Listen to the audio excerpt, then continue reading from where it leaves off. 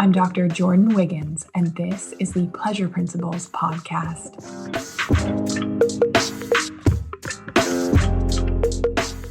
Join me on this journey where sex, science, and sensuality meet. Let's change the conversation around sex and pleasure together.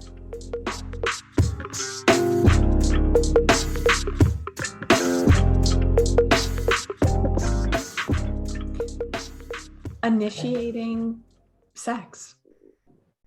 What's the stigma for women? Is there one? Do we feel weird? What do we think? I'm nodding my head. Yeah, I think, I don't know if I would say stigma as much as sometimes it feels like it can mess with your head, you know, like why am I initiating? Is he not attracted to me enough to be the initiator all the time? Yeah, I do feel like there's this sort of, it's like initiating is sort of expected to be the man's role. If we were going with stereotypes or societal expectation. You know, I think it goes beyond that though, because I know for myself and for most of the women that I have coached, one of our major turn-ons is feeling desired. And when a man initiates sex, nothing makes you feel more desired. It's like, oh, he wants me. He wants me fully, completely. Like, he wants to be one with me physically. And like that is such a huge turn on for most women. So I do think that there is that kind of expected gender role as well, like, you know, the conqueror, and the nurturer kind of role. But I think it also comes down to, it's a huge turn on for women when they feel desired, and that gets their juices going. But the counter to that is, what a turn on to a guy when we are the ones. Right. Have you ever had a guy turn you down? Well, if he initiated, I initiated. Have I ever had a guy turn me down? Yeah. I have, and I pout like a little baby. Really? Oh, I'm so shocked. This is so. I'm like, meow.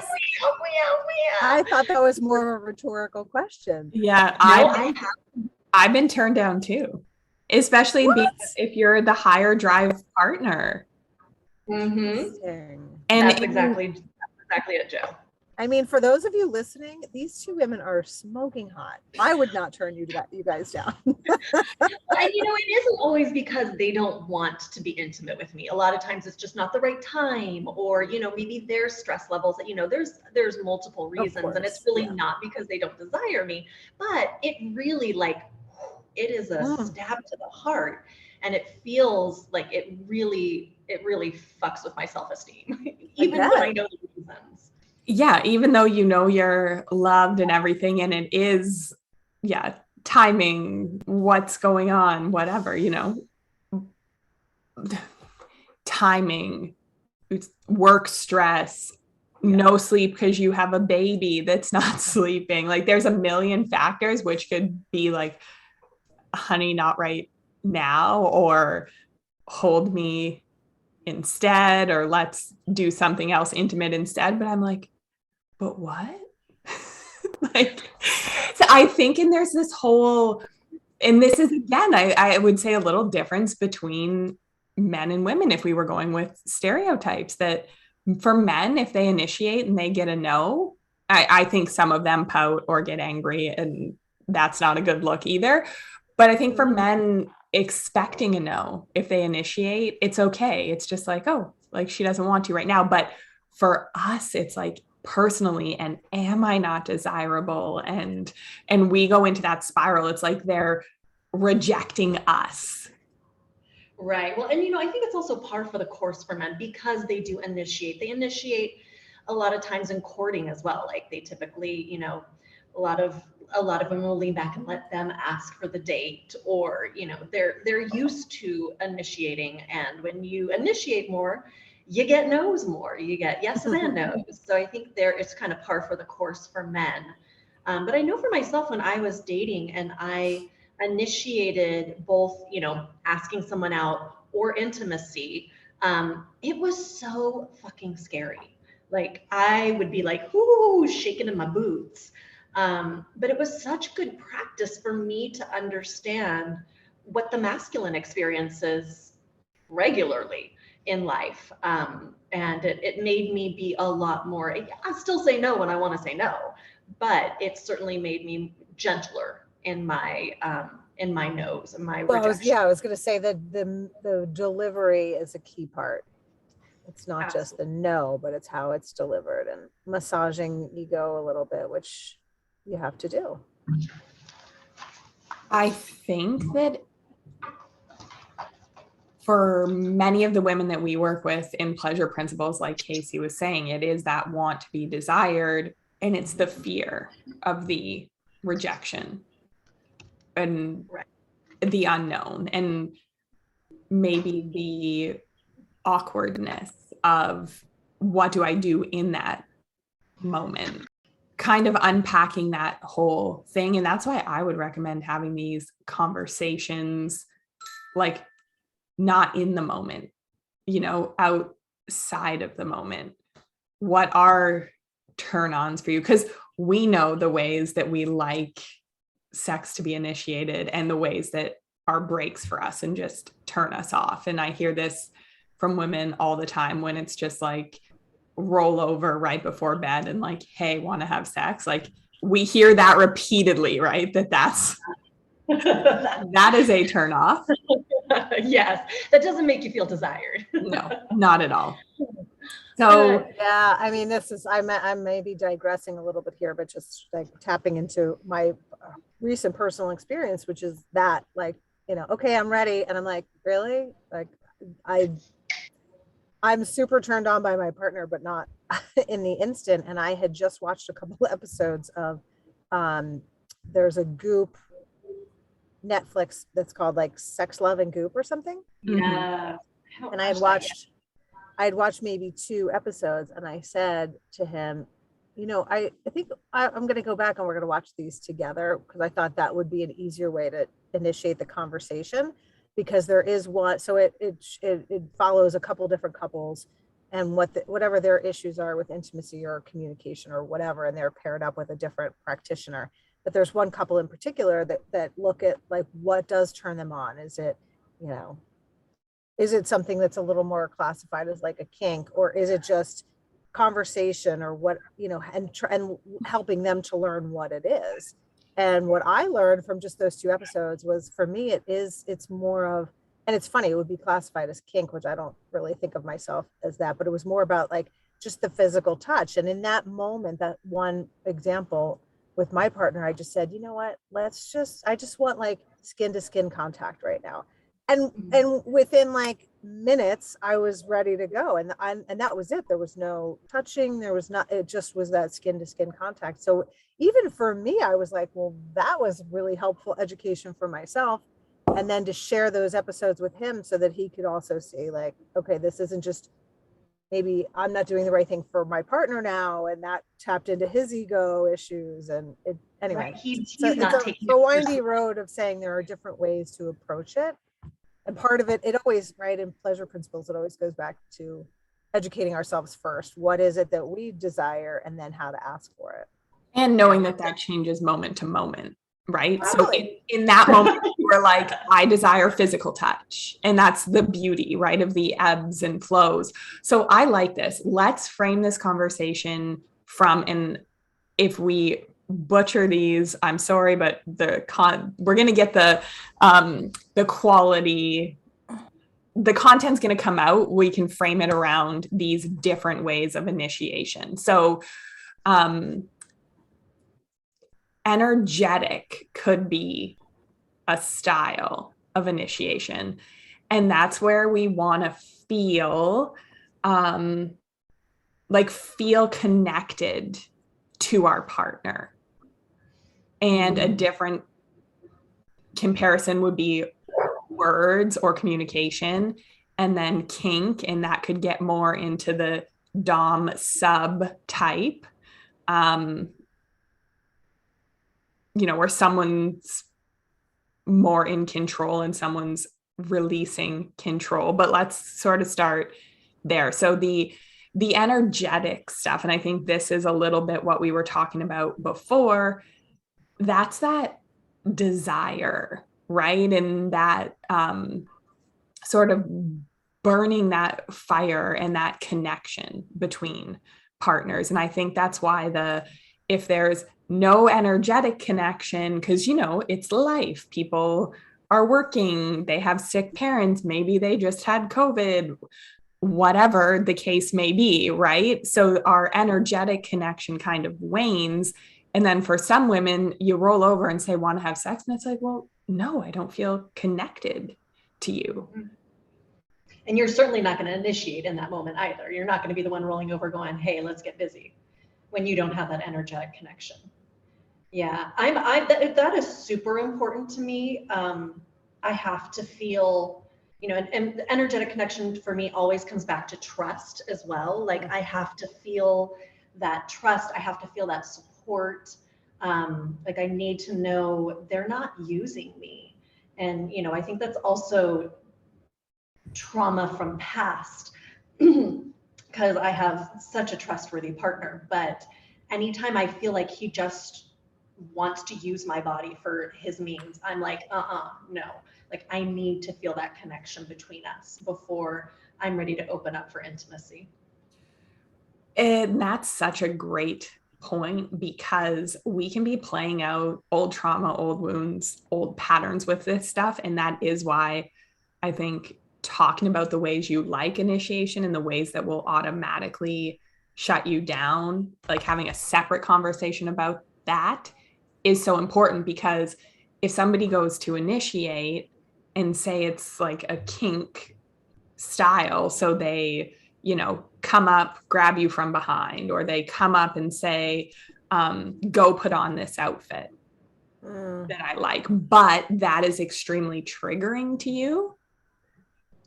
You don't want to just like go and do those things to your partner if you don't know how they're going to be received. Maybe that's a huge turn on for them, because they're like, oh, I can like relax and release control and worrying and let you guide me through this turn on. And that would feel amazing. But maybe for someone else that's like red flag. Yeah. But one of the biggest turn ons for me is when a man takes his hand and puts it up around my throat, like not squeezing, but just like his hand just travels there. And I'm just like, oh my God, yes. Like it's such a turn on for me, because it is relinquishing that control. It's just like, I can just release and let myself be vulnerable in this man's hands. So I like the connection and the kink. It all turns me on.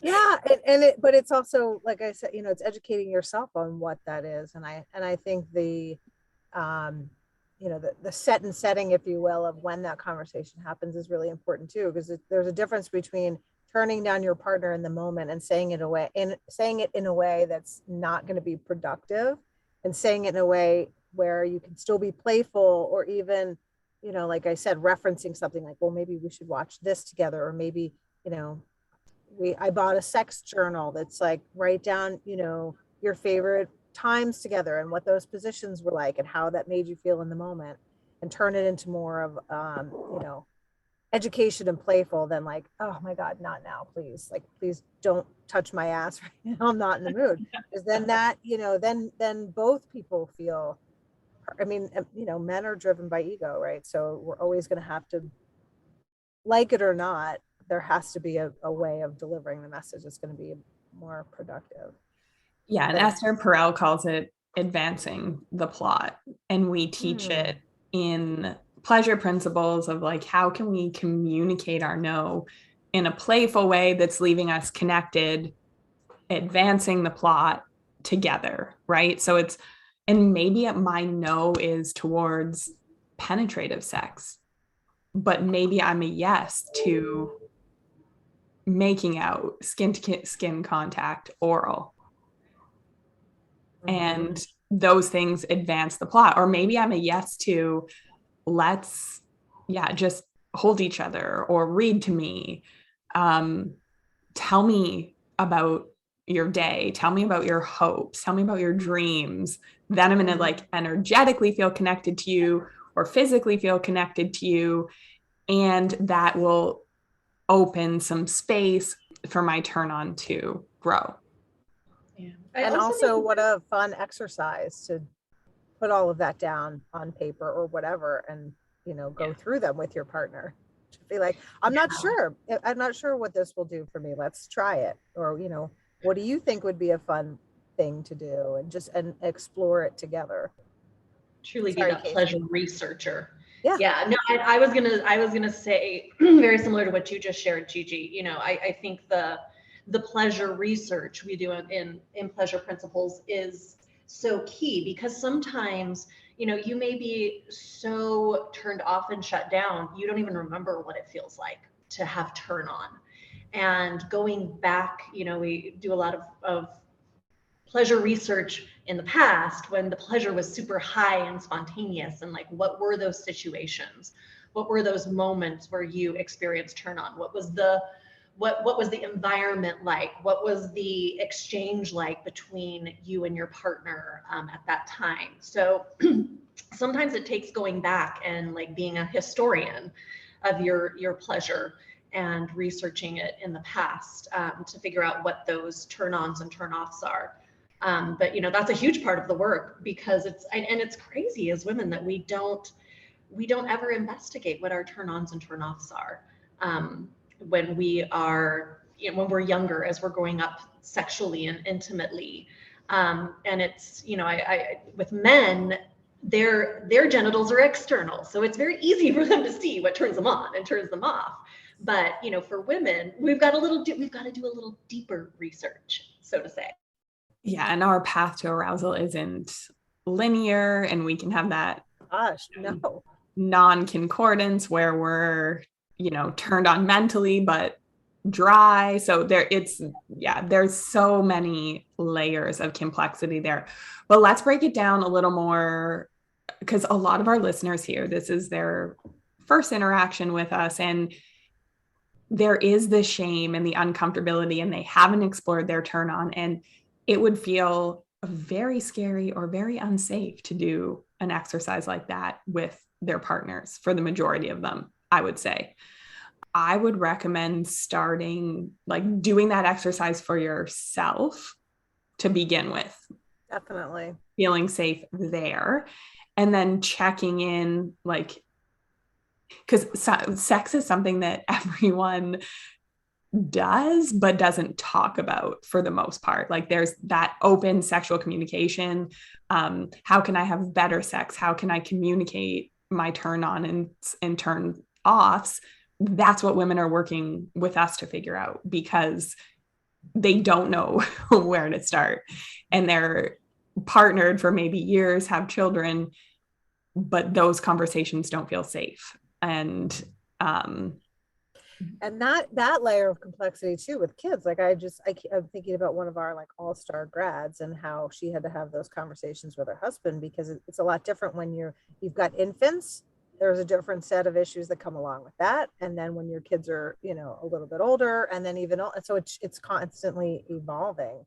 What works, what doesn't. Which is the beauty of it. Yeah. The pleasure research never ends. Totally. And it's the beauty of it if you look at it that way, if we frame it as pleasure research, right? And we're always telling women what turned you on at 25 is not going to turn you on at 45. And the life circumstances are different. Our bodies are different. So if we can learn about it and use that as a positive frame to keep things spicy and keep things evolving, then it's amazing. So I guess if you're, scared to initiate, what do we recommend? Because, okay, I want to back it up one step here for a second. I think, and I know, so for me, I like a more traditional style of like where the man's initiating, but I like to be the initiator sometimes too. Like, I like there to be a balance. And I think in a healthy relationship, maybe someone does it is more the initiator, but that also gets stale too.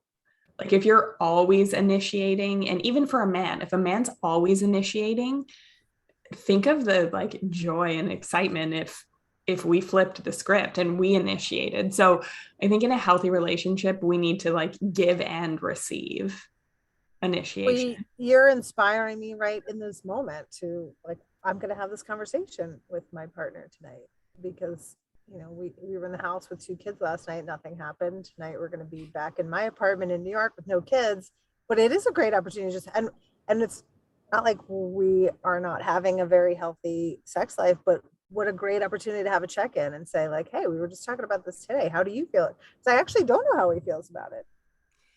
And he definitely initiates more than I do. And I know he enjoys when I do, but it's just a great opportunity to have the conversation. and let's take this one to the extreme because Kasey, you and I might be on this same page here, but what if we, and just like ways that men can initiate that can turn us off, it can be the same. So as a woman that is an initiator or like more of an aggressor or a dom, like that might not always feel great for our partners either. So I think it is a good conversation to have. For sure. It's a great combo to have. Because I think about when I first started initiating, and it wasn't super comfortable for me. It wasn't natural for me initially. But finding myself a single woman again at 40, I had to be a little bit more proactive. And so when I started out, I felt really awkward doing it. And so I was just honest to those feelings, and I was super awkward, but I put it out there, and I'd be like, I in my sweet little girly awkward way, I'd be like, so, this is how I'm feeling. What do you think about that? And I just approached it as authentically as I could, just being like, I'm not comfortable with this, but I want it. So I'm going to ask for it. I love that. Let me know what you think, and because I did approach it in such a non-threatening, like, I don't know what I'm doing. Like the men would typically like, just, scoop me right up and be like, I love that you're doing this. And absolutely, I 9 times out of 10, I got a really good response. Now I do feel a lot more confident in initiating. But it's rarely that I just come out and tell my partner, like, come on, baby, let's get it on. Although I could do that. But typically, like, I need things to turn me on in order to initiate. So, like, if I see my partner walking around without his shirt on, he's got a beautiful chest, and I will let myself Google over it. I'll let myself be like, oh, baby, your chest looks so beautiful. And I'll run my hands through his chest hair. And like, I'll use those moments to turn me on, but it also turns him on. And like, same thing with me. Like when a man appreciates things about my body, that turns me on. It opens me up. So I do the same thing for him. And, if he looks really handsome in something he's wearing, I'll let that turn me on, and I'll express that turn on to him. And even something like that, simply expressing what turns you on about your partner, can be a form of initiating without having to be so, upfront about it. Because I think one of the hesitancies that women have, and I certainly had initially, about initiating is that we are committing ourselves to penetration. And that may not be what's in our pleasure in that moment. It may build up to penetration, but initially penetration is not usually like what I want to go to when I'm initiating. It's more of that intimacy, more of that touching, kind of like you were talking about, GG, skin on skin, just feeling that closeness and connection a little bit before it could potentially evolve into that. So I think that's one of the things that made me hesitate in initiating at first was, I'm committing myself to be penetrated, and I don't know if I want that yet. So, letting that turn on gradually build has been something that's worked for me.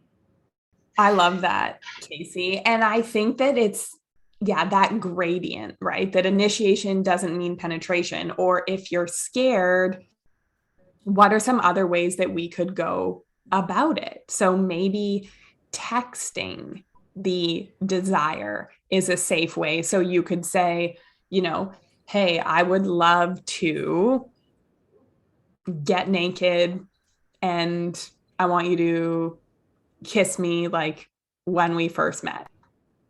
That's the desire. And you're texting it so it like feels a little safer because maybe you don't have to not so reaction in real time. Yeah. So, you know, figure out what your desire is, what would be great for your turn on, and text it. And that could feel like a safe way to initiate if you're not comfortable.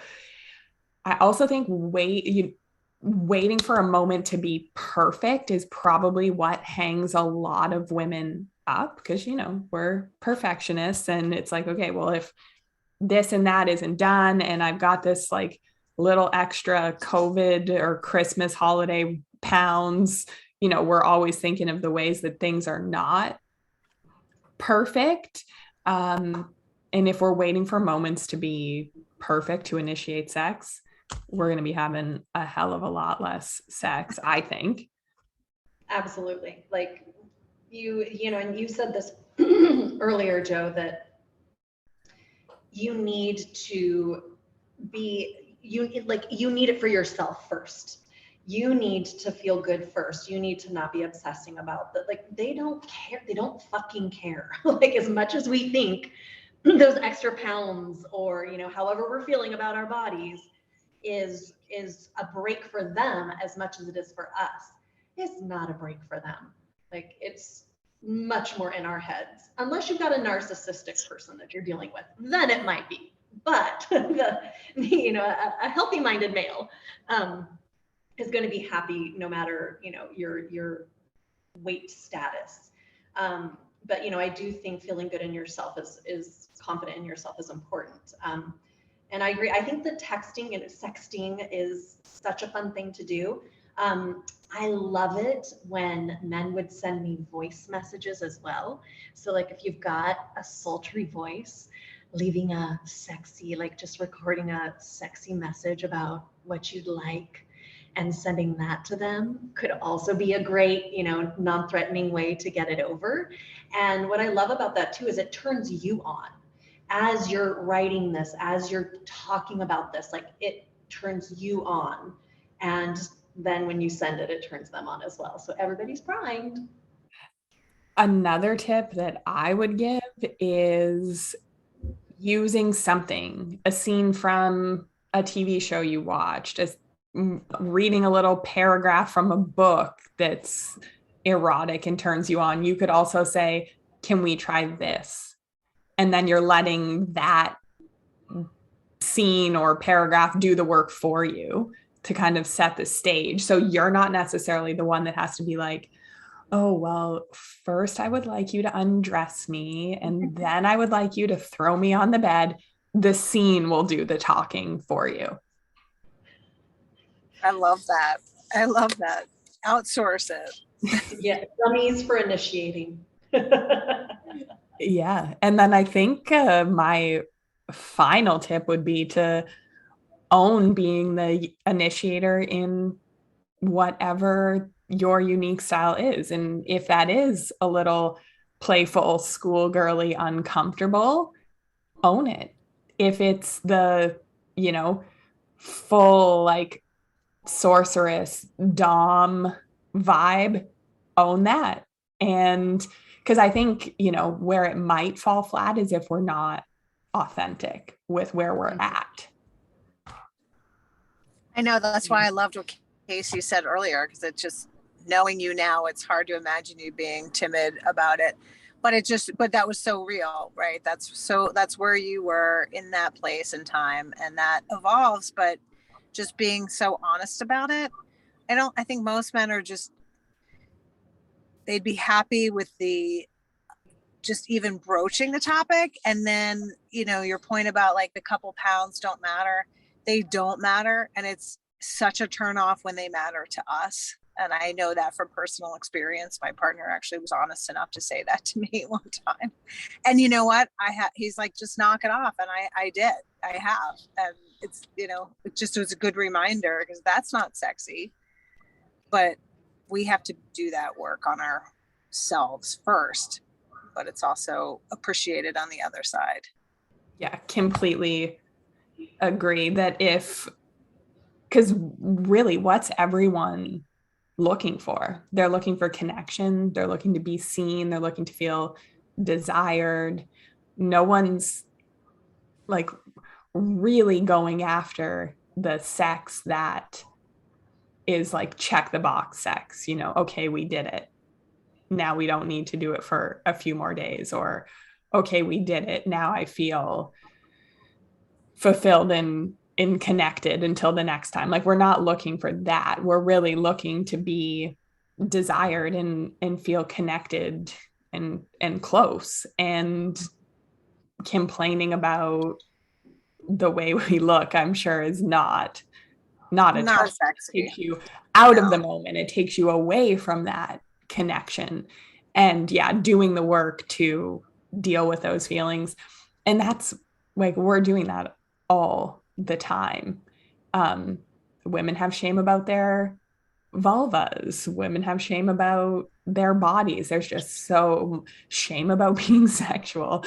There's so much shame. And I think that that's a real big break for everyone involved. And also even just, the like standards of what is expected, whether it's the initiation piece or how we like to be in bed piece, meaning, for me, like, I feel like I'm the boss all day, every day. If you're a mom, you're the boss all day, every day. So in bed, I like to be bossed. And I know for some of my partners, that came as a surprise because I'm, usually a pretty dominant personality. I'm like, no, I do it all day long. I want you to tell me what to do. And that's, again, it's like, oh, okay. The education for both me to know that and letting them be aware.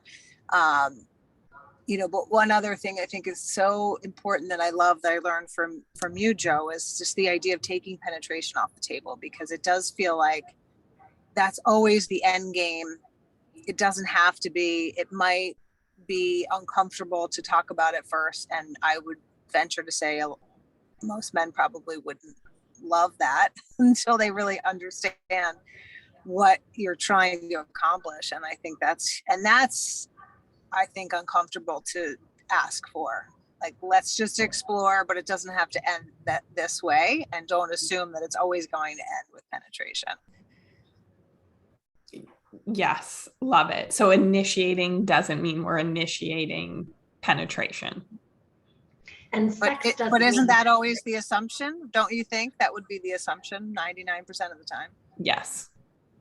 Yeah, it totally would. And that's the work. That's why women work with us, is because that is the assumption.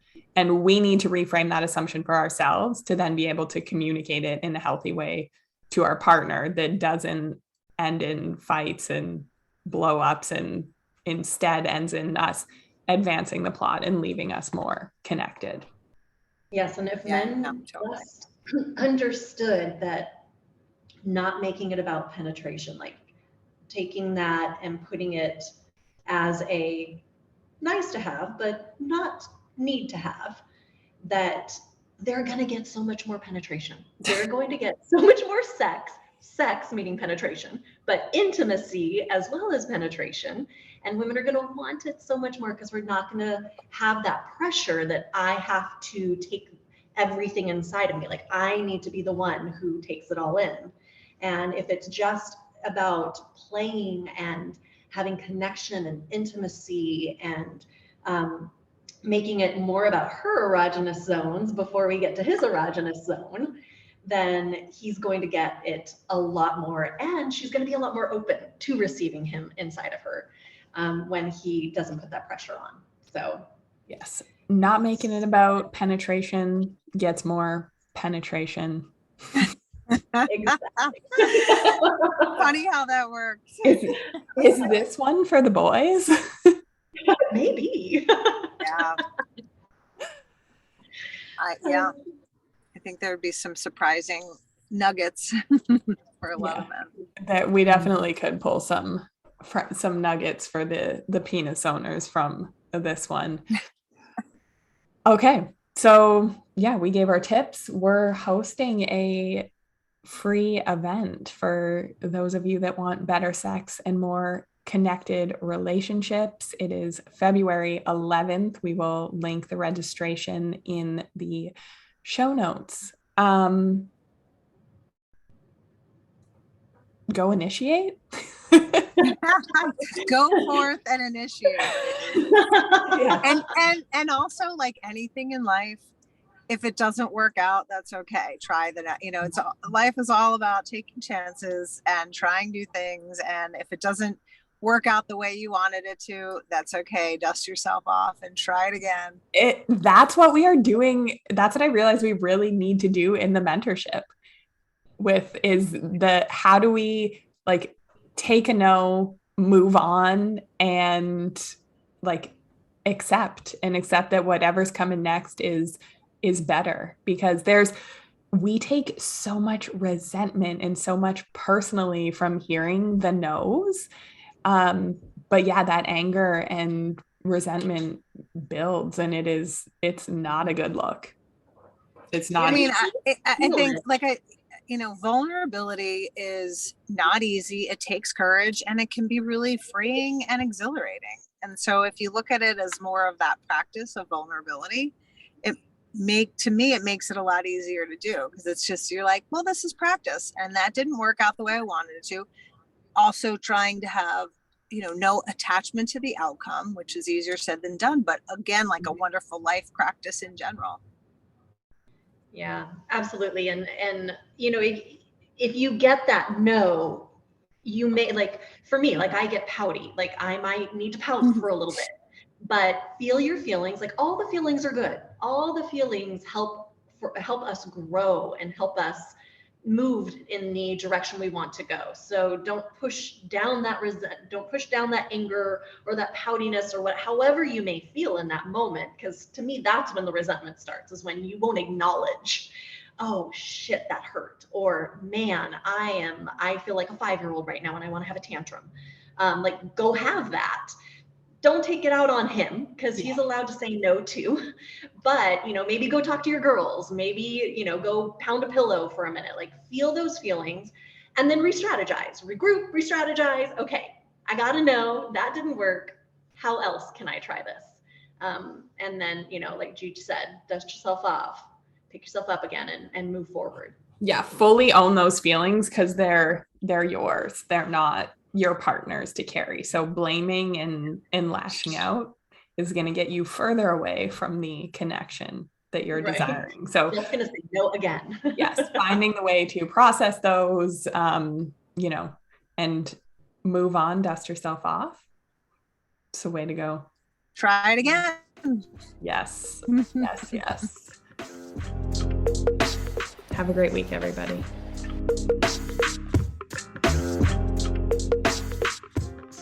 If you like what you heard in this episode, leave me a rating. Your support helps me get discovered by more women like you. Together, we can change the conversation around women's sexual health and pleasure for you, your partners, and generations to come.